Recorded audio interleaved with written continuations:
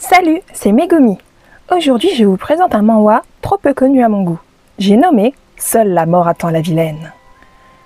C'est l'histoire d'une fille qui a eu une vie problématique avec notamment des problèmes familiaux, dans un cadre de vie assez compliqué. Un soir, elle s'endort en jouant à un otome game. Pour rappel, ce genre de jeu consiste à choisir une cible masculine et tout faire pour conquérir son cœur. Le lendemain, à son réveil, elle se retrouve à l'intérieur de ce même jeu auquel elle avait joué la veille. Vous pensez sûrement que c'est assez cliché. Mais attendez! Car elle n'est pas l'héroïne du jeu que tout le monde veut conquérir.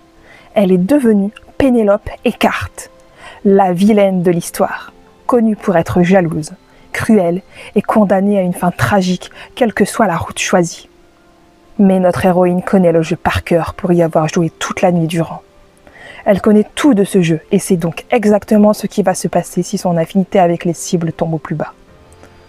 À son réveil, elle fera tout d'abord la rencontre de ses deux demi-frères, Derrick et Reinhold. Hostile et méprisant, ils voient Pénélope comme une intruse qui a juste volé la place de leur véritable sœur, Yvonne, l'héroïne du jeu. Dans cette nouvelle vie, elle va tenter d'adoucir leurs ressentiments, tout en évitant leurs pièges.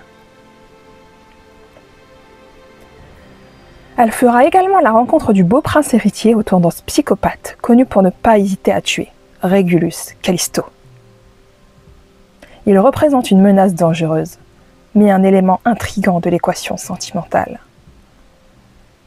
Le même soir, elle fera la rencontre du magicien Winter Verdandi, qui est doux et mystérieux. Mais cela est trop beau pour être vrai, n'est-ce pas? Parce que mystère veut forcément dire secret. Et les choses gardées secrètes ne sont pas forcément toujours bonnes à savoir. Plus tard, elle ira chercher le beau Eccles, qui est un esclave. Pénélope fera tout pour le hisser au rang de chevalier. Entre autres, si vous en avez marre des romances habituelles où le personnage principal est toujours tout doux et tout gentil, cette œuvre est faite pour vous. De plus, le coup de crayon est vraiment très très bon.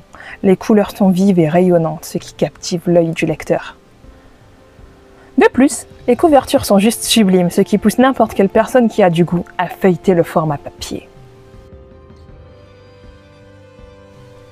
J'espère que ce nouveau format vous aura plu. En attendant, n'hésitez pas à mettre un like, à vous abonner et moi je vous dis à la semaine prochaine. Des bisous!